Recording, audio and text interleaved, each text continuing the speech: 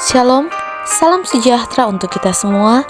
Kembali saat ini kita akan mendengarkan bacaan Alkitab dalam kitab Matius pasal 18. Mari kita berdoa. Bapa kami yang penuh kasih, saat ini kami mohonkan kuasa Roh Kudus-Mu menjadi bagian kami semua, sehingga firman yang kami dengar dapat kami hidupkan dalam kehidupan kami. Terpujilah nama-Mu, dalam nama Yesus kami berdoa. Amin. Matius pasal 18. Siapa yang terbesar dalam kerajaan surga? Pada waktu itu datanglah murid-murid itu kepada Yesus dan bertanya, siapakah yang terbesar dalam kerajaan surga? Maka Yesus memanggil seorang anak kecil dan menempatkannya di tengah-tengah mereka.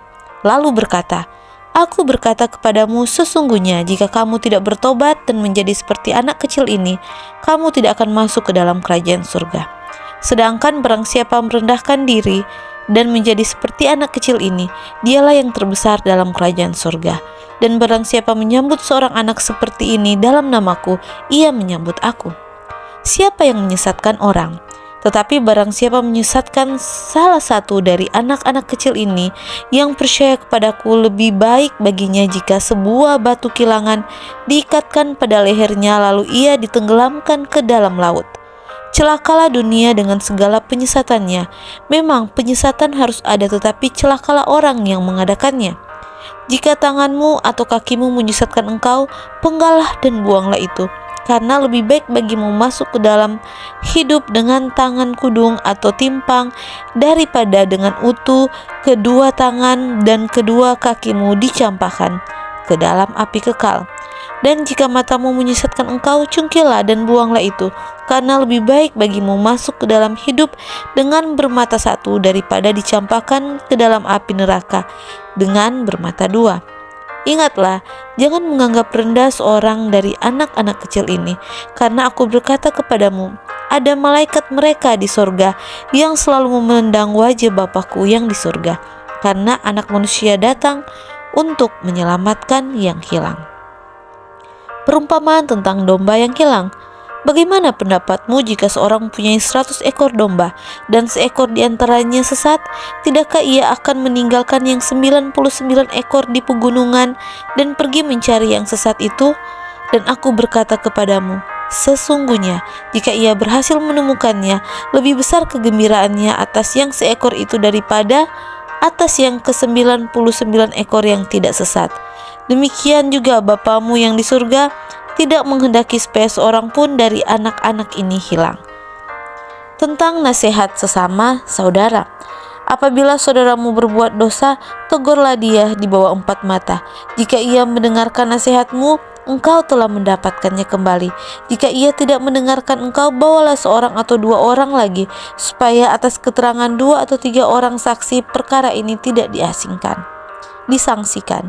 Jika ia tidak mau mendengarkan mereka, sampaikanlah soalnya kepada jemaat. Dan jika ia tidak mau juga mendengarkan jemaat, pandanglah dia sebagai seorang yang tidak mengenal Allah atau seorang pemungut cukai.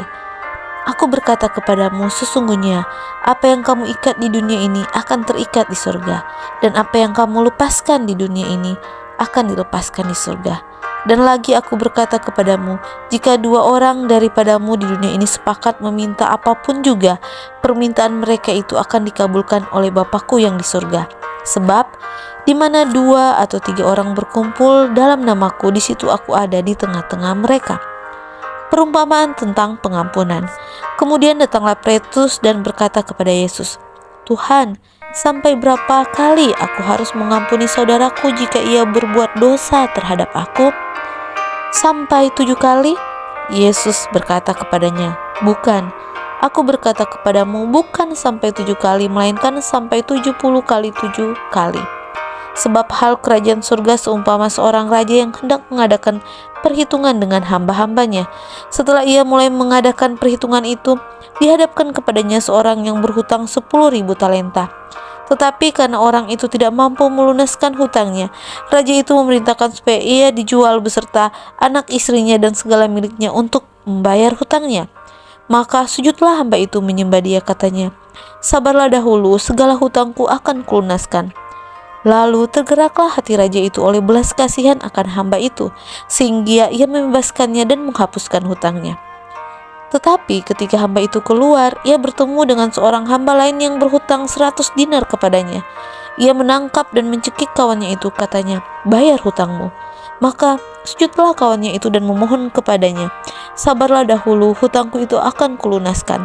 Tetapi ia menolak dan menyerahkan kawannya itu ke dalam penjara sampai dilunaskan hutangnya. Melihat itu, kawan-kawannya yang lain sangat sedih lalu menyampaikan segala yang terjadi kepada tuan mereka. Raja itu menyuruh memanggil orang itu dan berkata kepadanya, "Hai hamba yang jahat, seluruh hutangmu telah kuhapuskan karena engkau memohonnya kepadaku. Bukankah engkau pun harus mengasihi kawanmu seperti aku telah mengasihi engkau?" Maka marahlah tuan itu dan menyerahkannya kepada Algojo sampai ia melunaskan seluruh hutangnya. Maka Bapakku yang di surga akan berbuat demikian juga terhadap kamu, apabila kamu masing-masing tidak mengampuni saudaramu dengan segenap hatimu. Demikianlah bacaan Alkitab kita pada hari ini. Biarlah kita bisa mempraktekkan tentang pengampunan, mengampuni orang lain seperti Allah Bapa di surga sudah mengampuni kita. Terpujilah nama Tuhan, Tuhan Yesus memberkati.